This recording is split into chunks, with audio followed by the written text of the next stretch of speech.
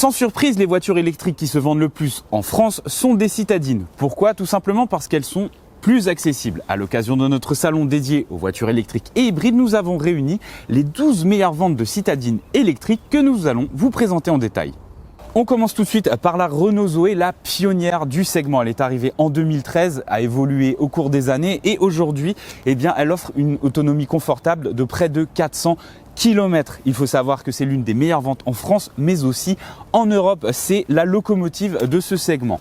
Elle a été rejointe depuis par une marque française, la Peugeot i208. Alors, il s'agit ici d'une stratégie totalement différente, c'est-à-dire qu'elle revêt la même carrosserie que les modèles thermiques, mais sous son capot, il y a un moteur électrique alimenté par une batterie de 50 kWh qui lui offre une autonomie aux alentours des 350 km. C'est également l'une des meilleures ventes en France. Elle est sur le podium. Elle est accompagnée de sa cousine issue du groupe Stellantis qui reprend beaucoup d'éléments techniques de la Peugeot comme la motorisation mais aussi les batteries. Elle présente à peu près les mêmes caractéristiques avec une autonomie qui tourne aux alentours des 350 km. La seule différence, c'est son design extérieur mais aussi l'intérieur beaucoup plus dépouillé. Les tarifs sont aussi légèrement inférieurs aux alentours des 32-33 000 euros. On poursuit ce panorama avec la Dacia Spring. Il s'agit tout simplement de la voiture électrique la moins chère du marché. Il vous en coûtera 12 500 euros bonus de l'État déduit pour vous offrir les services du petit SUV de Dacia. Alors comment ont-ils fait? Tout simplement, il est fabriqué en Chine. Il abrite une toute petite motorisation d'environ 44 chevaux, ce qui induit une vitesse limitée à 125 km/h. Nous l'avons testé et croyez-nous, elle vaut le détour. On continue avec également une grosse nouveauté, c'est la première voiture électrique de Fiat. Il s'agit de la 500 et la différence par rapport à la concurrence, c'est qu'elle propose de nombreuses carrosseries. Alors nous avons la version 3 portes, ici la version 3+1, une grosse nouveauté, c'est-à-dire avec une porte arrière antagoniste et il y a aussi le cabriolet. Alors sous son capot, on retrouve plusieurs offres de motorisation et de batterie aux alentours des 400 km pour la plus grosse.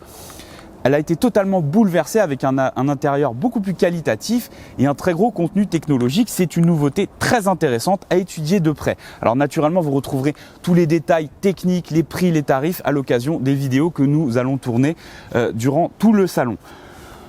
Vient ensuite la Smart Fortwo EQ. Alors c'est la division électrique de Mercedes. Il faut savoir que Smart appartient au groupe Mercedes. Ils ont implanté un tout petit moteur électrique avec une toute petite batterie. C'est très décevant au regard des prix pratiqués. On est aux alentours des 30 000 euros pour une voiture qui offre seulement 135 km d'autonomie.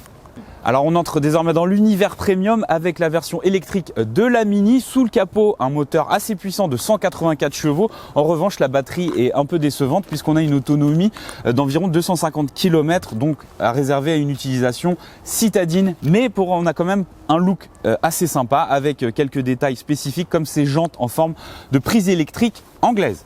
On poursuit avec celle qui plaît à beaucoup de monde, la nouvelle Honda i, un mélange subtil entre le néo et le rétro. Le rétro, pourquoi? Pour le design extérieur, le néo, pour la technologie employée. Regardez ces rétroviseurs en forme de caméra, cet intérieur composé de 5 écrans. C'est une réussite sur le plan esthétique. Alors, il y a une contrepartie, c'est son autonomie. Cette voiture est exclusivement destinée à la ville avec un rayon d'action d'environ 250 km. Et attention, les tarifs sont très salés puisqu'il tourne aux alentours des 40 000 euros. Dernière candidate premium, il s'agit de la BMW i3. Elle était l'une des premières arrivées sur le marché aux côtés de la Zoé. C'était en 2014. Elle a évolué au fur et à mesure des années. Elle offre deux types de motorisation. Elle partage également son moteur avec la Mini puisqu'elle appartient au même groupe. 184 chevaux, un rayon d'action d'environ 350 km et des tarifs très salés qui avoisinent les 40 000 euros. Mais c'est une voiture qui vieillit très très bien. On poursuit avec le groupe Volkswagen. Alors la Tchèque n'est pas en rendez-vous puisqu'elle n'est plus vendue, mais on rejoint la Seat Mii et la Volkswagen e-Up, deux voitures qui partagent de nombreux éléments techniques. Leur force, c'est un espace intérieur très aménagé. On reconnaît bien la forme cubique, donc vous aurez de la place avec cette citadine, très agréable à conduire et surtout accessible aux alentours de 25 000 euros pour une autonomie vraiment très correcte. Il faut savoir que le pack de batterie a évolué d'année en année pour offrir un rayon d'action d'environ 250 km.